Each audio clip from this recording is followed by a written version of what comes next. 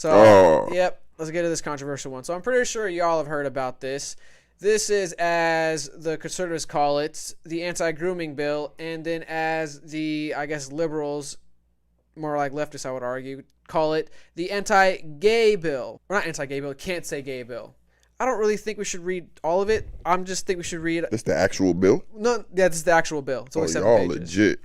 So go to number 3, Ian, the actual, like, the controversial part, and then, well, actually, let's read, like, the first 3, and then I think we can stop after that, because that's all the ones I think, not that really matter, but I think encompass, like, the whole of this bill. So the first one, I'm going to read a couple sentences each, because they get kind of long, and then we'll move on. In accordance with the rights of parents enumerated in blah, blah, blah, and blah, blah, blah, adopt procedures for notifying a student's parents if there is a change in the student's services or monitoring related to the student's mental health, emotional, or physical health or well-being, and the school's ability to provide a safe and supportive learning environment for the students. The procedures must reinforce the fundamental right of parents to make decisions regarding the upbringing and control of their children by requiring school district personnel to encourage a student to discuss issues relating to his or her well-being with his or her parent to facilitate discussions of the issue with the parent. A school district may not adopt procedures or student support forms that prohibit school district personnel from notifying a parent about his or her student's mental, emotional, or physical health or well-being, or a change in related services or monitoring, or that encourage or have the effect of encouraging a student to withhold from a parent such information. And then this is the most controversial one. I think the reason why some people call it the Can't Say Gay bill is the classroom instruction by school personnel or third parties on sexual orientation or gender identity may not occur in kindergarten through grade 3 or in a manner that is not age appropriate or developmentally appropriate for students in accordance with the state standards. And that's the controversial part. If you guys want to read more, we can. I think there's a total of 7, right, Ian? So essentially, can you break it down in your own terms, layman's terms? How I see it, I think it's ridiculous one to call it anti-grooming bill, but I understand why, because like based off this, all it's doing, in my opinion, clearly at the first 2, They 3, call it honestly, the anti-grooming bill? Correct? Anti-grooming bill. It's just giving parents rights over their kids. More, not rights to have rights, I mean, just more control, more influence, and less from the teachers. It's discouraging teachers, I would argue, and from trying to raise kids outside of their parents' wants. That's how I see it. I don't know if that's accurate or not, but that is how I see it. It's giving parents control over how their kids are raised again. I don't remember being sexually aware in 3rd grade. I remember thinking like girls had cooties and stuff like that, and like but I do remember like around that grade was girls were more mature than us at the time, so like you'd hear like this girl likes this person and this and stuff like that. So I guess I do remember that around that grade. But it was innocent. The thought of the depth behind it wasn't there. I think there are certain concepts, even if you just take the sexuality out, that are too complex or too deep for a child to absorb naturally without it changing or affecting their growth. The topic to me of sexuality and all that stuff is like a year over year over year. Like as you grow, like you learn new things, like you know what I'm saying? That's just how it's always been, at least for me, so I can only speak for myself. So I just don't see the point in addressing those topics with that age group, to be honest with you.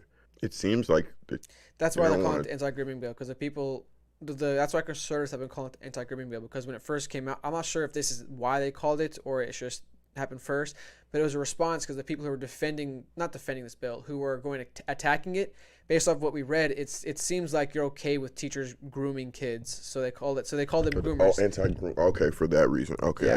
I get that. I don't think it's even a conversation. Whereas the little back and forth was y'all are just groomers.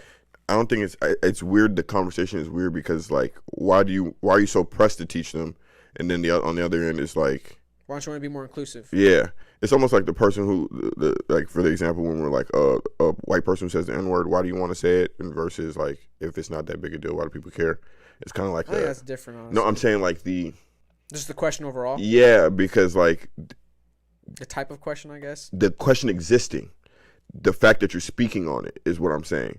So it's like, if it's not a big deal, it's just a word. Why are we bothering speaking on it? But if at the same point, if it's not a big deal, I mean, if it's just a word, why do you care to say it? That's why I was using that example. It's just like a double-edged thing. But at the same time, I don't think you should be talking to kindergarten through third graders about their sexuality or anything like that. I feel like, honestly speaking, if y'all want to correct something in schools, how about we teach them the history, the actual way it happened? There's a lot of stuff we could fix in the schools before we start talking about sexuality in kindergarten and third grade. Or we could address the fact that American education is not what it used to be comparative to other countries. So how about an actual better incorporation of another language during those grades, instead of just simple, like, if we want to be complex and teach complex things, why is it sexuality that we're kind of putting the onus on instead of focusing on other things? ABCs. Being the Well, ability to even communicate. I think up until grade 3, that makes total sense. I actually think that's a little, if I'm being honest, a little low. I was thinking Okay, like maybe now. grade 5. Talk to My me. God, Doc, Talk I to was not me. expecting that Like, from you. talk to Just because, yeah, like you're right. Like sexuality, like does hit different people at different ages. But I think like sexuality or like sexual attraction shouldn't be officially addressed until like maybe like after grade 5 and stuff like that. Because that's what, grade Boom. 6, and then puberty starts hitting, and then Like, when did you guys basically first watch those feel. school government movies about, Fifth sex grade. ed? Fifth grade, right? The What about you, cat's Doc? humping in the Yeah, bed. yeah. So I would address that. Like, But your parents to had to me, sign off on a form to get you to even watch that clip. Do you have to? Did yeah, because some see? women And we was wanted all to in do class. different. Laughing I and cut you off a I giggling. couple remember. times. I don't think as a guy I had to sign off on a form, but I do know for the girls in the class they had to sign on some That's a form or little something weird. like that. Yeah, I don't know. I don't honestly remember, to tell you the truth, but I do remember taking the classes, and I do remember some people being not present because they couldn't get the form signed. All right, this podcast is sponsored by Angel Blinds. Shout out Angel Blinds. It's a local business based in Atlanta, Georgia. Check them out. Their blinds help you get a new look for your living room, to your bedroom, to your dining room. They even customize kids' blinds with their favorite superhero or princess. Make sure you get Iron Man. He's the best. Shout out. With our promo code FDT, our audience gets 10% off their first purchase. You can find them on Facebook at Angels Blinds or their Instagram at Angels_Blinds. Shout out Angels Blinds.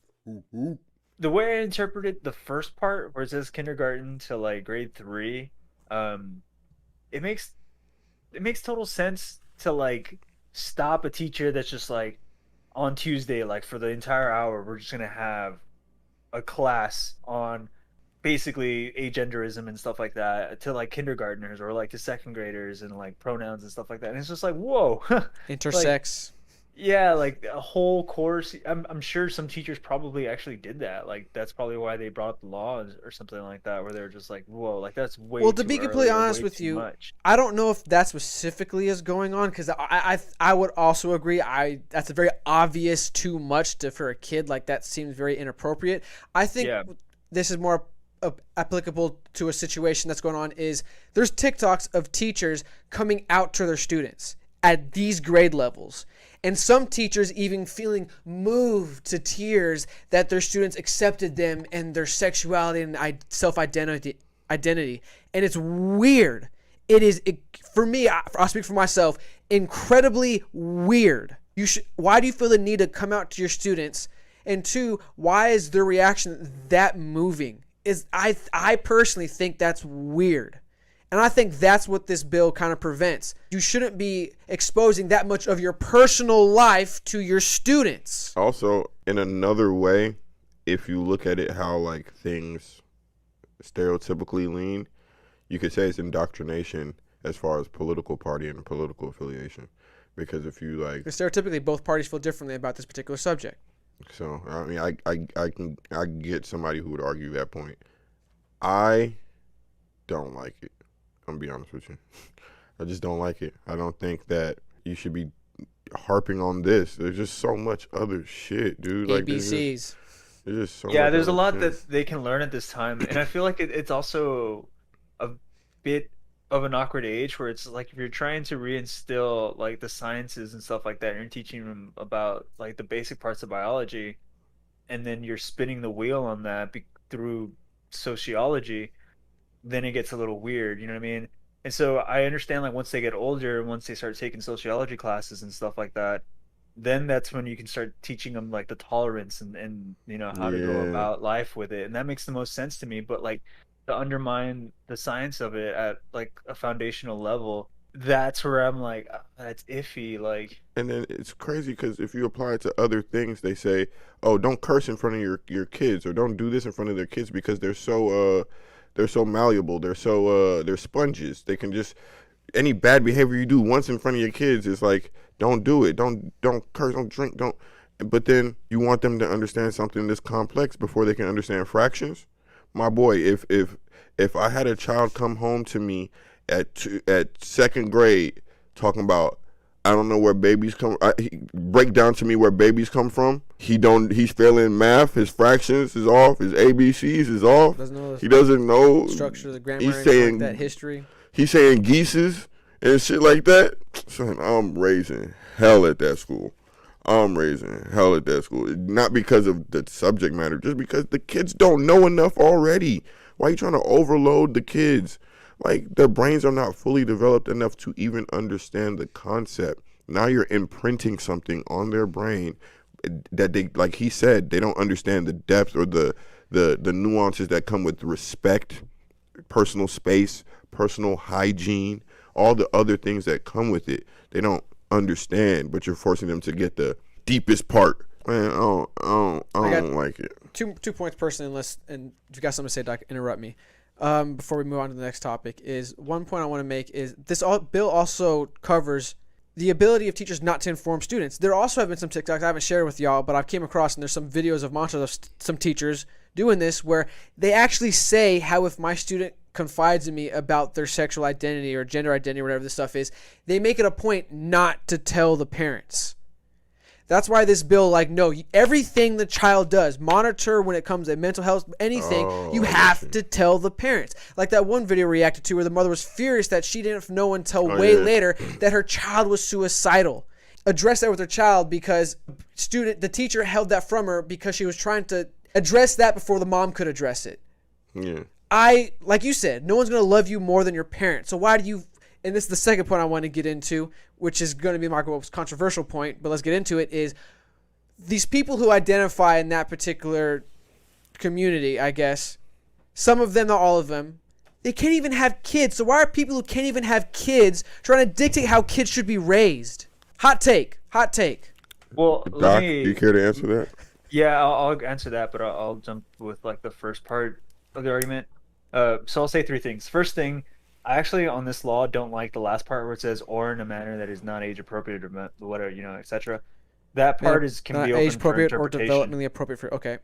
That part can be open for interpretation, and that can be exploited. Like you could, I don't know, man, you could put up the wrong poster and fire a teacher over that, and so that's, I feel like that should be looked at again and rewritten. The like concrete like K to grade 3, like that's fine, but then after that, Because you can apply that to religious stuff too. If someone teacher puts like a Yeah, it cross needs or to blah be blah blah, boom. better written for. But I'm okay with that too. specificity. You shouldn't be teaching religion to kids at that age either. I'm okay, like, go on, Doc. Sorry. To get to what you were just saying, I understand including the parent. The only time I wouldn't do it, and I would actually think about it like very carefully, the way I make the approach, because I think I would attempt, but then feel the waters, is if the parent's like violent.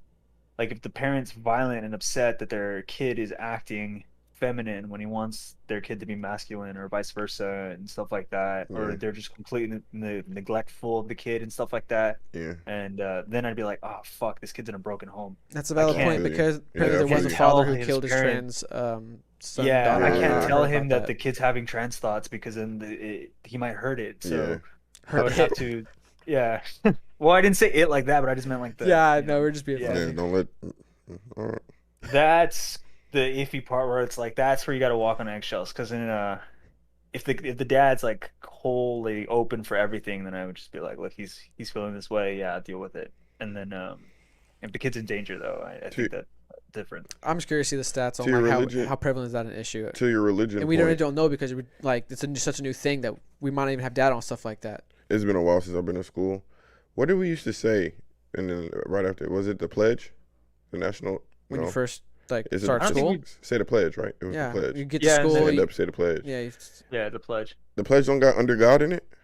yeah. It does end in a indivisible, prayer. with And I liberty know under some God. people made a fuss about that. But yeah, that was my hot takes. Anything I want to add before we move to the next topic? Jesus Christ. I remember you said the thing about the parents, and then what was the last thing you mentioned? Oh, my hot take, which was They can't have. yeah, certain people in that community who can't have kids. Why do you feel the need to dictate how kids are raised? Oh, I don't necessarily think that's actually coming from them. I think that's more coming from it sounds condescending, but it's like sympathizers, like people that are trying to basically People aren't actually part of the create- LGBT community, but people who want to support the communities. yeah, and they want to create tolerance for like the future generations and stuff like that, which is totally fine. I just think at a much more mature age, once like sociology starts rolling around into people's minds.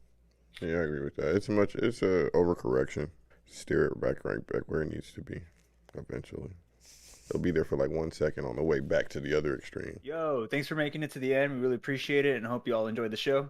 Make sure you hit that subscribe button, that like button, and the notification bell to get notified when we post our clips. Follow us on Twitter at PodcastFDT.